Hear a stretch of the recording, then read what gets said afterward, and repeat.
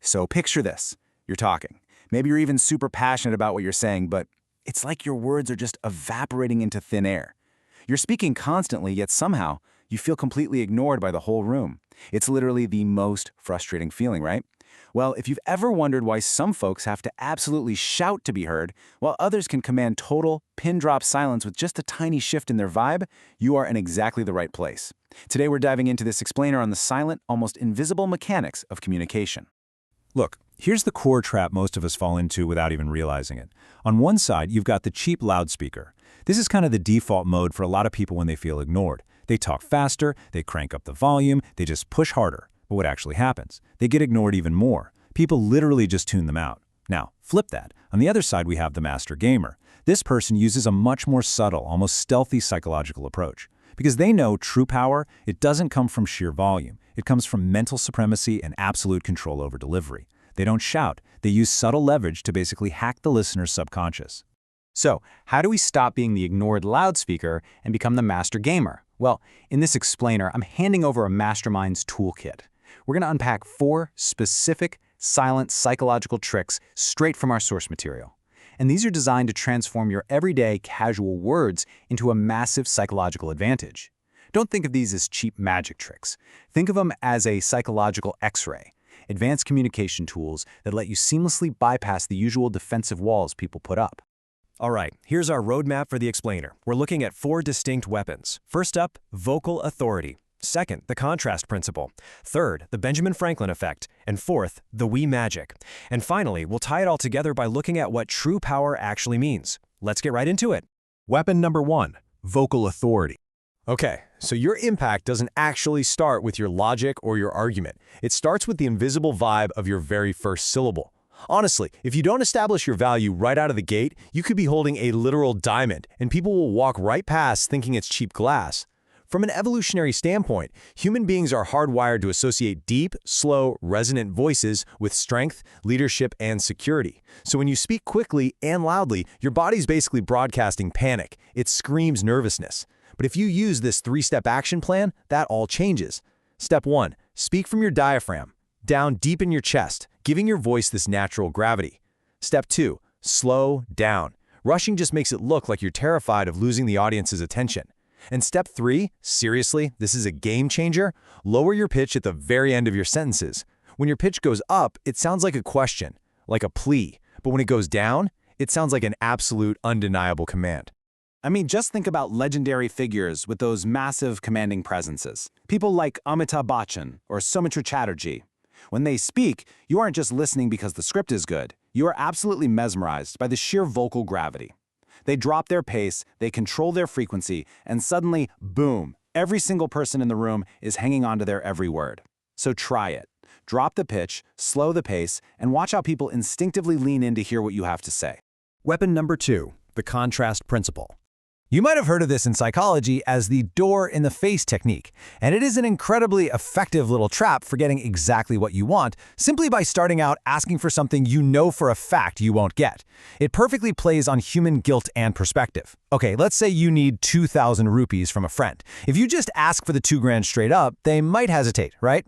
But if you start with a massive, completely unrealistic demand, like, say, asking for 5,000, they are naturally going to reject it.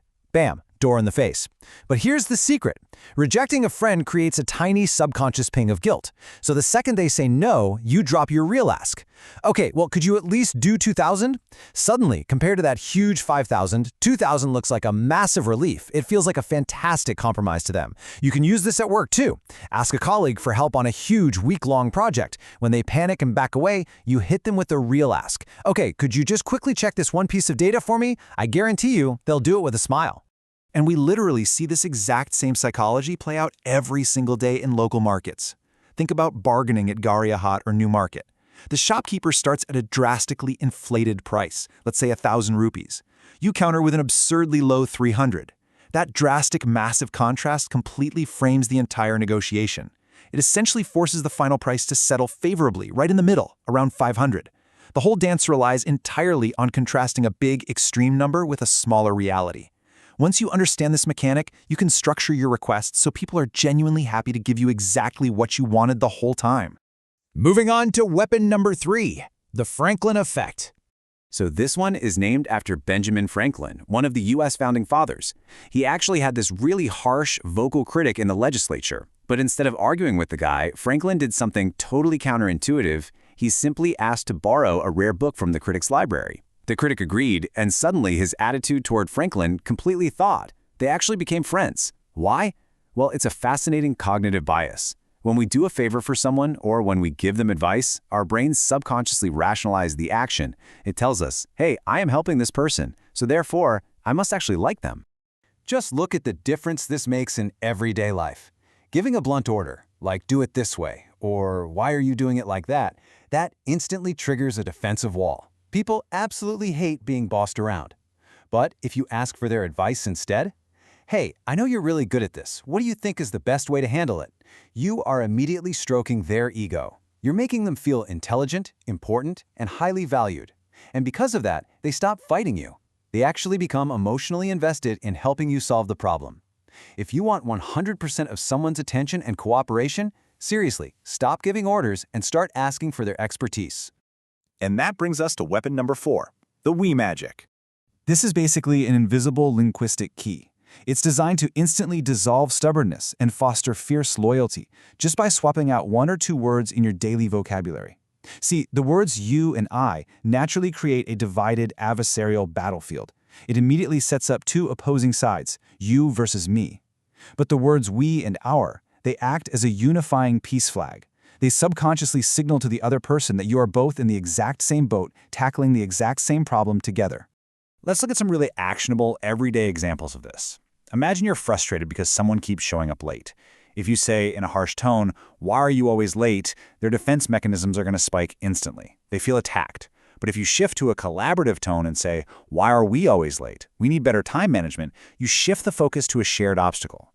You've suddenly become a collaborative team member. Same thing at work. Instead of saying, "I want you to do this," try saying, "We need to finish this fast." And if you're a leader, never ever say, "I won the match." Say, "We played great." It's such a simple switch from I to we, but it literally melts away resistance and builds a loyal, cohesive team out of thin air. Finally, let's talk about true power and healthy communication. Okay, so now that you're armed with these hacks, we need to do a quick reality check. These silent tricks, vocal authority, the contrast principle, the Franklin effect, the we magic, they are incredibly powerful. But a true master communicator doesn't use these tools to manipulate people just to feed their own ego. They aren't trying to turn people into puppets. That's actually a sign of weakness. True power is using these psychological tools to cleanly bypass unnecessary defensive walls. It's about neutralizing conflict before it even begins, and fostering genuine, respectful, and highly meaningful connections with the people around you. You're simply using psychology to clear the path so that real, healthy communication can actually happen. So, you now have the playbook. You know how to drop your vocal pitch to command a room, how to use contrast to negotiate like a pro, how to ask for advice to win an ally, and how to use the word we to build an unstoppable team. So, my question to you is this. Which of these 4 silent weapons are you going to take out into the real world and deploy in your very next conversation today? Think about it, pick one, and really watch how the dynamics of your interactions completely transform. Until next time, keep learning and use your voice wisely.